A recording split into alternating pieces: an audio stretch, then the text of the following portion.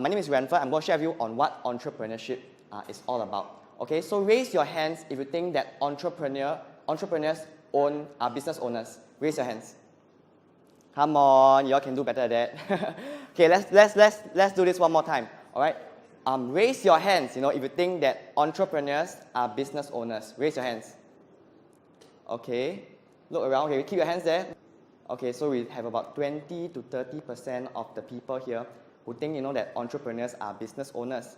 All right, and this is actually the problem that I uncovered in the process of writing my book on entrepreneurship. All right, so you might be asking, so what's the difference between an entrepreneur and a business owner? All right, so here let me break it down for you. The definitions of an entrepreneur and a business owner. Oops. Okay, so entrepreneurs, all right, they solve problems and/or add value to the lives of others for a profit. All right, so the key word here is the lives of others. So it's for people, and profit is just the byproduct. All right, so some of the characteristics, of an entrepreneur, are people, they what they think of? They think of changing the world, They think of they strive in chaos. If you give them system and structure, they will go crazy. They constantly challenge the status quo. Entrepreneurs have a really, really hard time in NS. Yeah, they really hate, regimentation. And life is an adventure for them. They always think beyond themselves, and they always think of giving back to society, and they are always known as the crazy ones. All right. So some examples I have for you, are people like Thomas Edison, Richard Branson, and Steve Jobs. And I like what Seth said earlier, about passion. These people are the really, really passionate people. And I agree completely with what he said. Like the media is overselling passion because it's more than just passion that drives these people. It's for others. It's for people. It's for doing what they love. It's for people, and of course, for the profits. Yeah. So the media only promotes passion. Passion is lopsided. All right. So how about business owners? The definition of business owners. All right, is this: business owners solve problems and/or add value for a profit. So do you see the differences now? It might not be very distinct. All right, but their primary focus is for profits, whereas for entrepreneurs, their primary focus is for people, and this is where it gets confusing because in today's time and age, entrepreneurs are always very synonymous with business owners, and because of this, it causes a lot of confusion when we talk about entrepreneurship, entrepreneurs, and business owners. All right. So with this in mind, I've created an entrepreneurship framework, for all of us to have a bird's eye view, on what entrepreneurship is all about. Okay. I'm sorry. Okay, before that, some examples. Okay, business owners, let me run through. Business owners, they love stability and certainty. They're always, for profits and for bottom line. They enjoy security and sustainability. And their mantra, is always system and structure. All right, so some of the examples I have, are people like Michael Dell, and Donald Trump. And if you're not good in doing what you're doing in his business, you're fired. All right. Okay. So let me go to straight into the entrepreneurship framework. All right, and it's over here. Okay. So as you can see, entrepreneurs and business owners, are on the two extreme ends of the spectrum. They are extremely opposite of each other. Entrepreneurs solve tomorrow's problems today. All right, and business owners, all right, create and sustain the problem-solving process. Yeah, so if some of you want to take it down, you can take it down. Entrepreneurs, solve tomorrow's problems today, whereas business owners create and sustain the problem-solving process. So you might be asking, so where does social enterprise or social entrepreneurship fall under? And it falls right smack in the middle, between these two quadrants. Right here. Yeah, and that's where Sophie's organization is. If you remember her slides earlier, she's saying that there's a double profit, double bottom line, the social, and the profits. Yeah, so it falls right smack in the middle. And one very good example I can give you, is this lady with by the name of Anita Roderick. For those of you who know her, she's actually the founder of The Body Shop. All right. So these three quadrants, are for profits. So take note, are for profits. And charity, where does charity, the quadrant of charity exists? It exists beyond where entrepreneurship is, right here, for non-profit. Yeah, so it gives you a very, very good bird's eye view of what entrepreneurship is all about. So do take note of 2 points. One is that each quadrant, is not mutually exclusive. So what do I mean by that? It means that an individual, will be able to shift from one quadrant to the next throughout their entrepreneurial journey. So 2 examples I have for you, all right, over here. The first example is Mark Zuckerberg.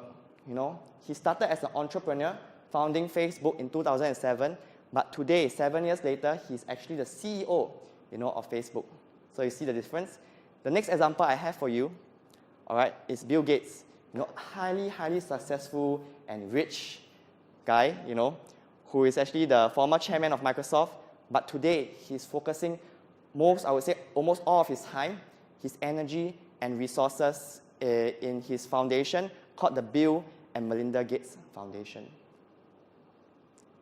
Okay, so the question you have to ask yourself today is this: which category do I fall into?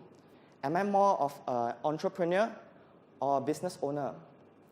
Do I strive, in chaos or in certainty? Am I more profits-driven or passion-driven?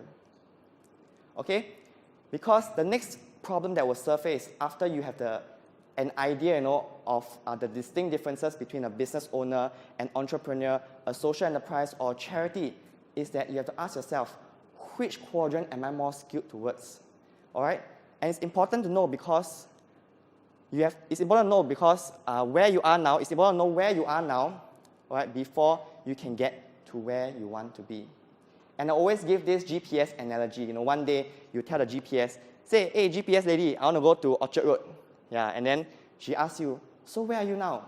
And then your reply to her is, oh, I don't know, somewhere in Singapore, or I'm not sure.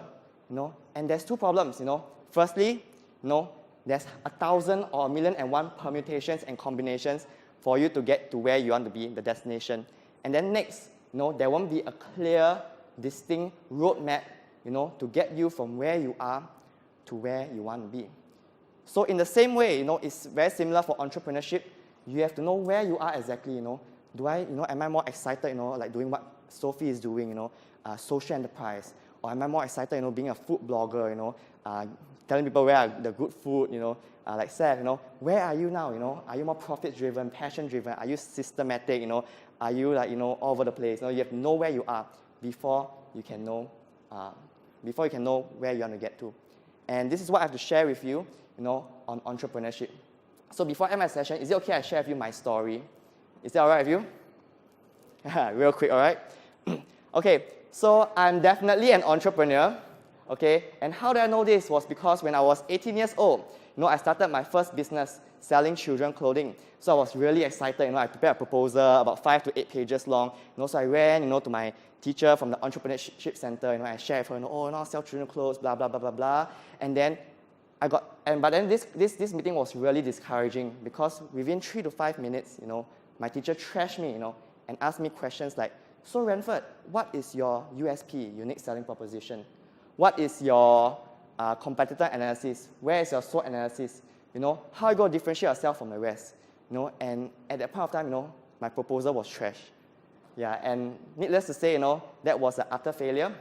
But thank God, for my character, because I'm someone who has this, I will never take no for an answer kind of person, all right? So I launched my next venture, which is this thing called the flea market, Back in 2008, 2009, it was a very, very popular thing in Singapore.